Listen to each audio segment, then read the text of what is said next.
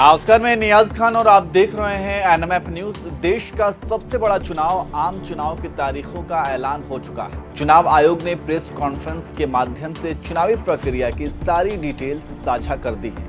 कुल 7 चरणों में चुनाव होना है। 19 अप्रैल से 1 जून तक 7 चरणों में चुनाव होगा। उसके बाद 4 जून को परिणाम आना है। चुनावी तारीख के ऐलान के होने के बाद से ही अब आचार संहिता भी लग चुका है।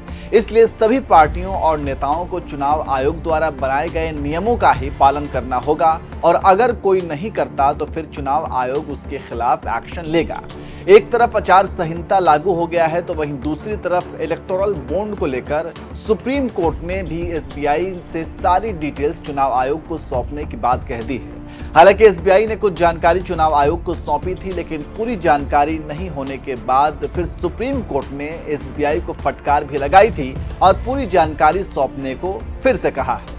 कहने का मतलब यह है कि एक तरफ सुप्रीम कोर्ट तो दूसरी तरफ चुनाव आयोग चुनावी प्रक्रिया को लेकर सख्त है और आचार संहिता के लागू होते ही चुनाव आयोग के पास अब पूरी ताकत है। इसलिए अब चुनाव आयोग हर एक एक्टिविटी पर चील की नजर बनाई हुई है और अब आगे जैसे ही नामांकन खत्म होगा, उम्मीदवारों के चुनावी खर्च की निगरानी भी शुरू हो जाएगी। हर रोज उम्मीदवारों को कितना खर्च करना है, इसकी पूरी जानकारी व्यय समिति के सदस्यों के सामने पेश करना होगा। चुनाव के दौरान उम्मीदवारों के 72 तरह के खर्चों की जिला प्रशासन ने रेट लिस्ट भी तैयार की हुई है और कुल खर्च की सीमा 80 लाख तय की गई है। अब ऐसे में सवाल ये है कि वे 72 तरह के कौन से खर्च होंगे जिस पर निगरानी रखी जाएगी और उसे जोड़ा जाएगा और उसकी कीमत क्या होगी। तो चलिए कुछ बेसिक खर्चों के बारे में हम आपको यहाँ बता देते हैं। नेताजी को गेंदों के फूलों की एक माला पहनाने पर 35 रुपए का खर्च जोड़ा जाएगा। इसी तरह से सभाओं, रैलियों और जनसंपर्क के दौरान नेता या कार्यकर्ता के सिर पर टोपी दिखी तो उसकी कीमत 20 रुपए होगी। माइक्रोफोन समेत लाउडस्पीकर का एक दिन का खर्चा 600 रुपए होगा। मंच का खर्च 50 रुपए प्रति वर्ग फीट के हिसाब से होगा। झंडे के लिए 100 रुपए, कपड़े के झंडे के लिए 200 रुपए प्रति मीटर, फाइबर की कुर्सी 6 रुपए, स्टील की कुर्सी 10 रुपए, होटल का किराया 2000 रुपए प्रति दिन। रैलियों में चलने वाले प्रति वाहन पर 4500 रुपए का किराया जोड़ा जाएगा। पानी की बोतल के लिए 15 रुपए, जार के लिए 20 रुपए, 1 किलो लड्डू या पेठे के लिए 240 रुपए।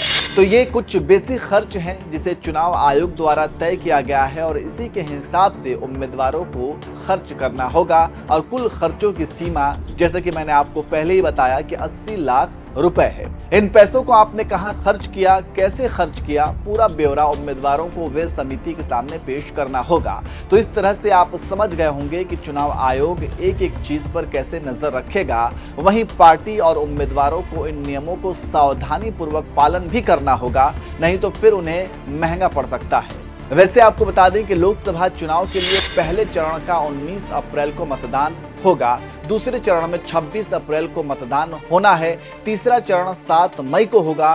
13 मई को चौथे चरण का मतदान होगा। 5वें चरण का मतदान 20 मई को होगा। छठवां चरण 25 मई और आखिरी 7वें चरण का मतदान 1 जून को होगा और 4 जून को मतगणना के बाद परिणाम का ऐलान किया जाएगा। तो इस तरह से आयोग ने सारी डिटेल्स जारी कर दी है। बहुत जल्द ही नामांकन की प्रक्रिया भी शुरू हो जाएगी। वैसे इस बार किसकी सरकार बन रही है, आपको क्या लगता है, कमेंट करके जरूर बताएं।